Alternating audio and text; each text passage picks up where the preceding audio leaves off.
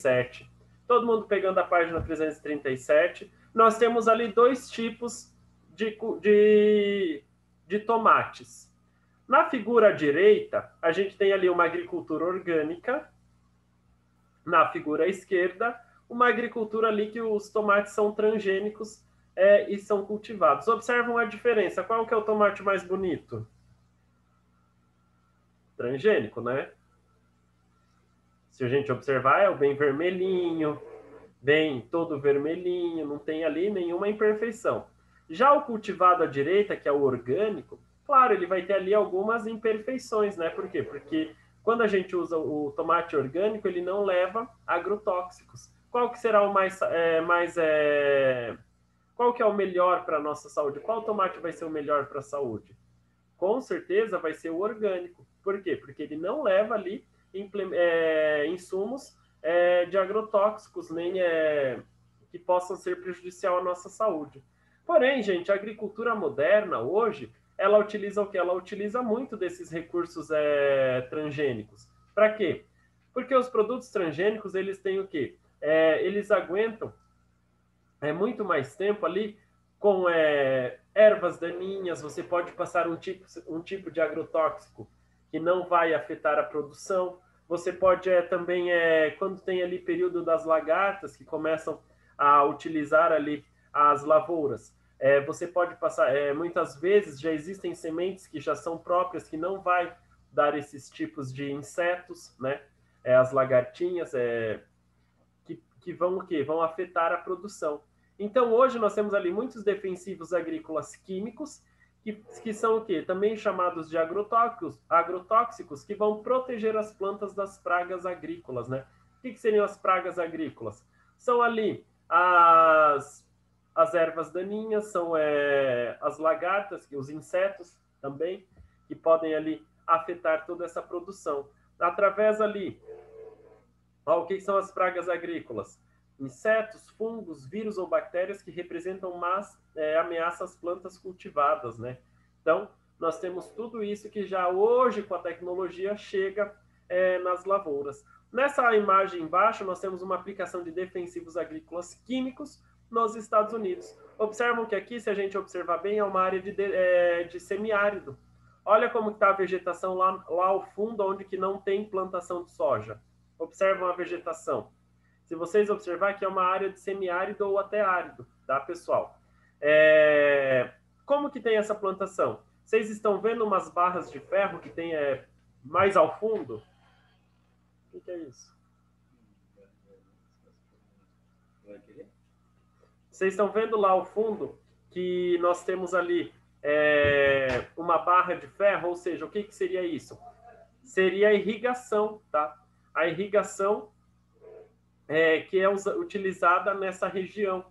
Por quê? Porque como nós não temos no clima semiárido, a chuva é mais escassa, então lá nos Estados Unidos, eles vão utilizar o quê? A irrigação em áreas de semiárido para quê? Para a produção agrícola, certo? Virando a página, nós temos ali a pecuária. A pecuária, gente, é uma atividade destinada à criação de animais. Elas podem ser o quê? De espécies de aves, galinhas, perus e codornas, ou gado bovino, porco, búfalos, cabras, ovelhas, né? Tudo que está ligado ali a animais, aves e animais, tá? Isso vai fazer parte da pecuária.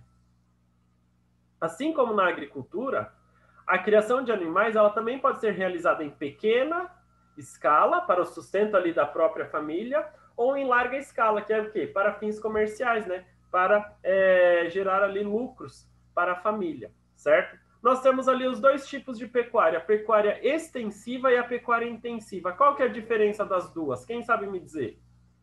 Qual que é a pecuária extensiva e qual... Pode falar, Júlia. Extensiva é quando o gado ele vive num lugar maior, se alimentando de pastos. Isso aí, muito bem. E intensiva é quando o gado é criado em um lugar pequeno e alimentando-se de ração.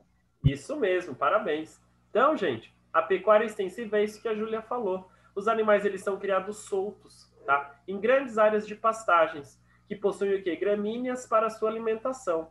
Gente, nesse caso, o gado bovino, ele recebe a vacinação para o controle de doença, porém, Em alguns casos, eles têm uma alimentação suplementar, só que é diferente da criação do gado da pecuária intensiva.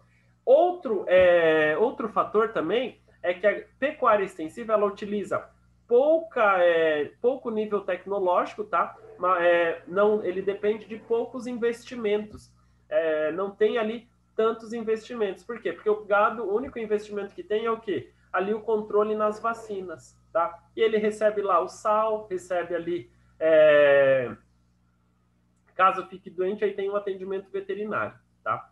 Esse gado, quando a gente tem ali com pouco investimento tecnológico, claro que o lucro vai ser menor, por quê? Porque demora mais tempo para o gado engordar, para o gado crescer. Já na pecuária intensiva, que nem a Júlia falou também, o gado eles são confinados, eles são criados em espaços pequenos, que nem nós temos na imagem, aqui abaixo. Vocês observam uma imagem onde que nós temos ali a criação do gado da pecuária extensiva e a pecuária intensiva.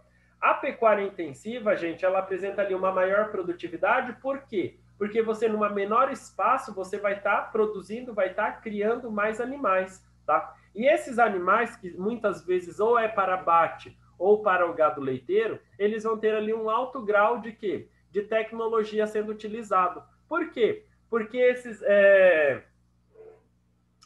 animais eles vão ter o quê? Acompanhamento veterinário, eles vão receber medicamentos, vacinas, tá? Vai ter um tratamento diferenciado além da alimentação. A alimentação toda controlada por zootecnistas. Quem que são os zootecnistas? Olha o cachorrinho. Quem que são os zootecnistas? Zootecnistas são os nutricionistas dos animais, tá? Que nem a cevalha. A cevalha ela tem o quê? Zootecnistas para quê? Para produzir ali, fazer uma ração balanceada para o peixe, uma ração balanceada para as aves, né? Desde o período inicial até a fase terminal. Onde que passa o período inicial, quando são os pintinhos pequenos, crescimento, engorda e a fase final. Então, o zootecnista é aquele que vai controlar toda a parte alimentar desses animais. Ou seja, então nós temos ali um alto grau, né, de tecnologia sendo empregado nessa pecuária intensiva. Certo? Aí nós conseguimos ver ali a diferença de uma pecuária extensiva e uma pecuária intensiva. Certo, minha gente? Tranquilo? Conseguiram entender? Tem alguma dúvida? De boa? Façam um belezinha ali quem entendeu. Então tá bom. Que a Helena tá rindo, tá bom. O que tem ali que eu quero rir também? Você tá rindo? Gente, página 339. Temos duas questões, atividade 1 e atividade 2, tá? Podem fazer agora. Isso daqui vocês fazem em 5 minutinhos. A número 2, a número 2 é só para fazer a letra A. Quando ser 11h20, eu vou começar a fazer a correção das atividades, tá? Então, vocês podem fazer a número 1 e a número 2. A gente espera um pouquinho da gravação. Vamos lá. Corrigindo a página 339. Eram 2 exercícios bem curtinhos, né? Rapidinhos para fazer. Eu vou ler a número 1. Leio a questão. Vou falar agricultura tradicional. Vocês vão dizer o que é agricultura tradicional. Combinado? Então, vamos lá. Relacione a atividade econômica às suas características. Então, vocês vão relacionar. Eu vou falar qual que é a atividade econômica, vocês vão relacionar a sua característica, daí vocês me respondem. Agricultura tradicional. Feita com as mãos. O cultivo são realizados geralmente com as mãos. De obra familiar e em pequenas propriedades rurais, onde se praticam a policultura. Isso, certinho, João. Parabéns. O que seria a policultura? Vocês lembram o que é a policultura? É aquela troca de cultura? Não é bem a troca de cultura. É uma propriedade que produz vários tipos, assim. Produz ali a hortaliça, né? Que são as verduras. Tem produção de gado leiteiro, tem produção de galinhas, tá? É uma área rural onde tem mais do que uma atividade cultural só, tá? Não é que nem a maioria das fazendas, né, das grandes propriedades, produzem o quê? Só soja ou só milho, né? Então é uma área que tem ali várias atividades culturais, vários tipos de plantas, né? Ou também criação de animais. A próxima, agricultura moderna. O cultivo são realizados em grandes propriedades ou latifúndios onde se prevalecem a monocultura e se utiliza tratores. Isso, então a agricultura moderna é onde que vai ter o quê? Nos grandes latifúndios, ou seja, nós vamos ter a monocultura. Monocultura, já fala, monocultura é o quê? Uma variedade, um cultivo de uma única atividade agrícola, tá? Então a monocultura pode ser monocultura de soja, monocultura de milho, né? Ela vai diversificar dependendo do local, ok? Conseguiram entender a diferença de policultura e monocultura? Policultura, mais que um tipo de atividade agrícola e uma pequena propriedade.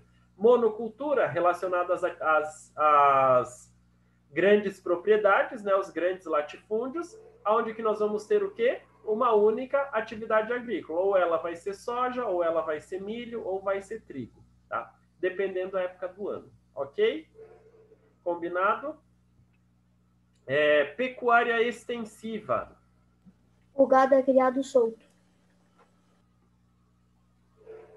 Isso, os animais ali são criados soltos em áreas extensas, alimentando-se de modo geral de pastagens naturais. Apresenta baixa produtividade, né? Então, são criados em grandes áreas, grandes extensões territoriais.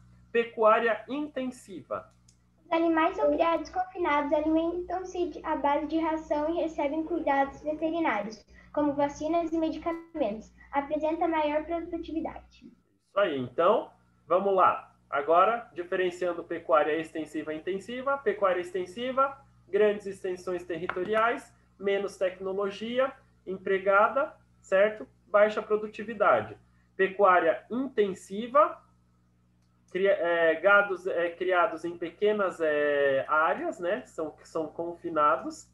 Tem ali cuidados com o veterinário e uma base de alimentação que é a ração. Apresenta o quê? Maior produtividade. Tá? Por isso que quando a gente tem a carne, quando você vai comprar ali uma carne de um gado, quando você compra uma carne de um gado que ele é criado em grandes extensões territoriais, ela vai ser o que? Mais dura. Por quê? Porque o boi, conforme ele vai se movimentando, vai se transformando em músculo, certo?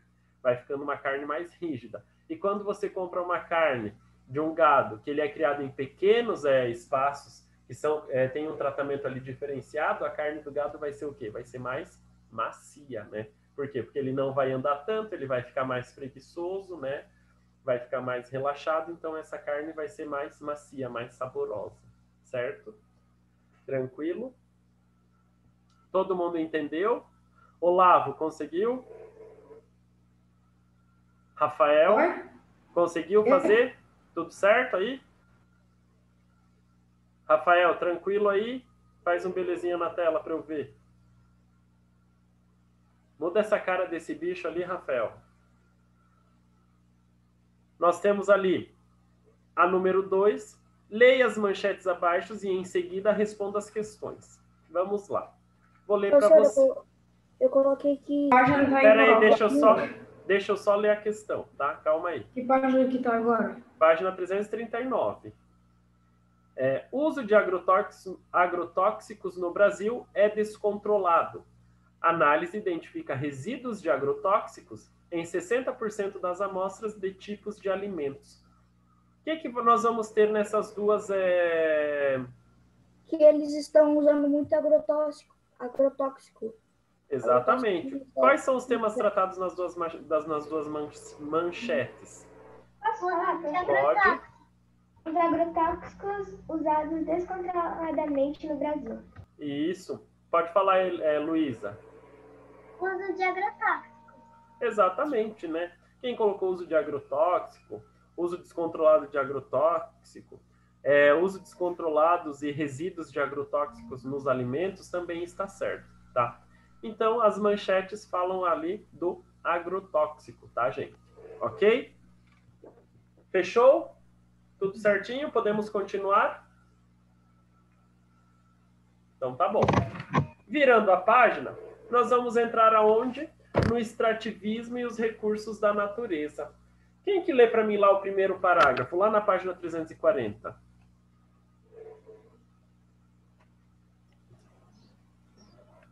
Ana Clara, pode ler para mim? O extrativismo e os recursos da natureza? Lá na página 340.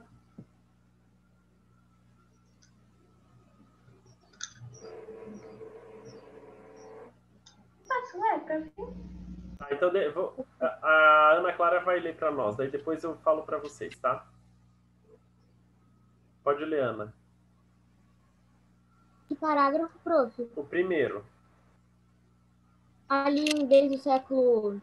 Página 340, o extrativismo e os recursos da natureza. É a apostila nova, geografia. Ah, tá, peraí. Tá, Eu então, antes. tá, então se ajeita ali que a Helena vai ler para nós, depois você lê. Pode ler, Helena.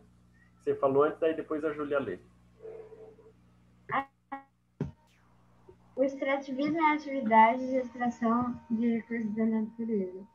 Pode ser classificado em extrativismo animal, extrativismo de recursos da fauna, extrativismo vegetal, extrativismo de recursos da flora e extrativismo mineral, extração de recursos minerais. Isso, então, extrativismo animal, da fauna, vegetal, da flora e mineral, dos recursos minerais, né, do subsolo. Lê para mim o próximo parágrafo, Júlia. A atividade extrativa é praticada por diferentes povos que dependem da caça, da pesca e da coleta para a sobrevivência. Também é realizada em largas escalas, tanto para a produção de alimentos como para abastecer a indústria de matérias-primas, que a transforma em produtos diversos. Isso, então, gente, nós temos ali uma população que depende da atividade extrativa, né? Principalmente aquela população, os ribeirinhas, os povos indígenas, né? Que eles utilizam ali a caça, a pesca, para quê? Para sobreviverem, né? Então, nós temos ali a caça, a pesca e a coleta ali de alimentos, principalmente ali castanha do Pará, açaí, que são colhidos ali na natureza. Temos também a reserva de Chico Mendes, que é uma reserva onde que nós temos a extração do látex, das seringueiras, tá? Que é também feito por uma população que mora ali na mata, na floresta amazônica, e eles extraem da natureza sem a necessidade do quê? Sem aquela necessidade de você prejudicar a natureza. Por quê? Porque eles fazem essa extração de uma forma que protege a natureza também. Eles protegem a natureza e usam os recursos que ela dispõe ali, certo? Então agora nós vamos estar o quê? E também nós temos as indústrias, né? Que utilizam as matérias-primas em larga escala, que é o caso do extrativismo mineral. Então agora a Ana Clara vai ler para mim lá o primeiro parágrafo do extrativismo mineral na página 340. O extrativismo mineral é a base da economia de alguns países. A extração dos recursos minerais por meio da mineração pode ser uma atividade realizada a céu aberto ou em minas subterrâneas. Isso. Essa atividade, gente, da mineração, eles podem o quê? Eles podem começar ali, escavar e começar a abrir em céu aberto, né, e retirando os recursos minerais, separando o solo do minério, ou também em áreas subterrâneas, que eles acabam o quê? Escavando até encontrar ali os minerais, né, que eles procuram, certo? Então, gente, o extrativismo mineral é a base da economia de alguns países. Muitos países dependem desses recursos minerais para se manter. O Brasil, por exemplo, ele é muito rico em ferro, tá? Nós temos ali a companhia Vale, que é uma empresa que na área da mineração, ela tem ali vários lugares onde que ela faz o quê? Ela faz essa extração do minério e exporta para fora do país. Gente, quando nós temos ali os minerais eles são o quê? eles são transformados em outros produtos, certo? Em outras ferramentas. Por quê? Porque no Brasil, nós exportamos o mineral em matéria-prima. Quando você exporta para fora, vai ter as indústrias que vão fazer o processo, vão transformando esse mineral. Se nós tivéssemos indústrias que transformassem esse mineral, nosso país ia ficar o quê? Com um maior lucro. Por quê? Porque nós iríamos ter a matéria-prima e a indústria, que é o setor secundário, que ia transformar essa matéria-prima em um produto. Isso dali iria o quê? Aumentar a economia do nosso país. Porém, a gente exporta o minério e quando a gente precisa desses materiais, a gente importa com o dobro do valor. Por quê? Porque já foi transformado. Luísa, lê para mim outro parágrafo.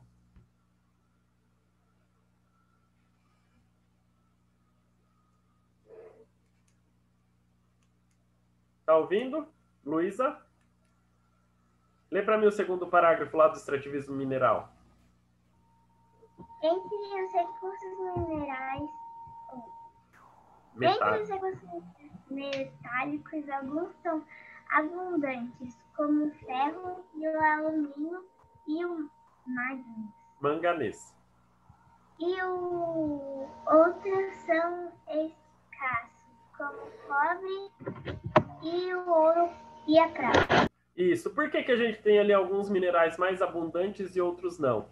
Aqui no Brasil, ferro, alumínio e manganês, ele é muito presente no nosso solo. Nós também tínhamos cobre, ouro e prata. Mas por que hoje eles já estão escassos, não só no Brasil, como no mundo todo? Devido ao quê? Devido à exploração que tivemos lá no século XV, XVI. Com essa exploração, esses recursos, eles acabaram o quê? Tornando-se escassos. E hoje nós temos mais o quê? Mesmo o quê? O ferro, alumínio e manganês, que são presentes ali na natureza. Maria Clara, lê para mim o próximo parágrafo, por favor.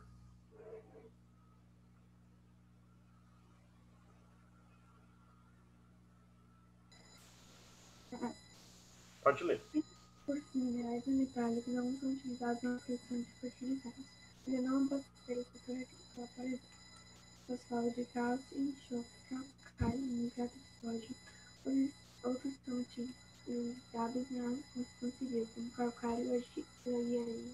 Isso. Então, nós temos ali alguns minerais não metálicos, são utilizados ali como fertilizantes agrícolas. Eu já falei para vocês, né? O calcário, ele é muito utilizado o quê? Para fazer a correção do solo, para a gente corrigir a acidez do solo, tá?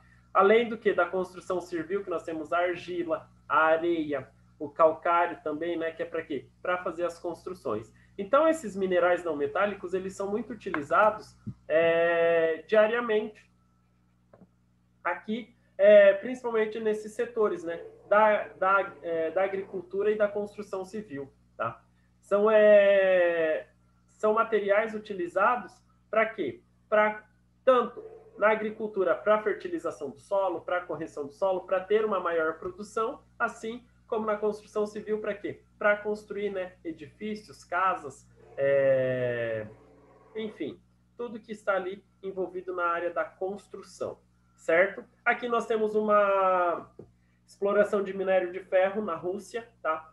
Essa imagem aqui é uma foto onde que vê como que é feita ali a exploração de minério de ferro. Eles vão escavando com essas máquinas, levam com os caminhões em determinado local, onde que vai ter o quê? A separação do minério de ferro e do solo. Virando a página, na página 341, o João vai ler para mim aquele primeiro parágrafo.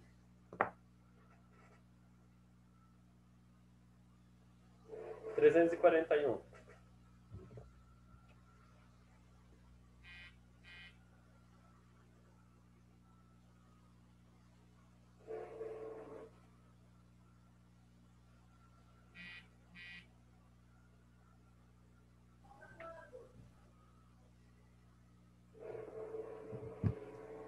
As fontes de minérios não são encontradas distribuídas de maneira uniforme no planeta. As explorações de recursos minerais transformam as paisagens de maneira excessiva e causada fortes impactos ambientais que serão usados no capítulo 8. Então, gente, quando a gente tem ali a exploração de minérios, tá? De todos os tipos de minérios, tá, gente? A gente vai ter o quê? Nós vamos ter impactos ambientais. Eles causam impactos ambientais. Por quê? Devido à forma como que ele é feito, devido como que são os recursos utilizados para fazer essa extração.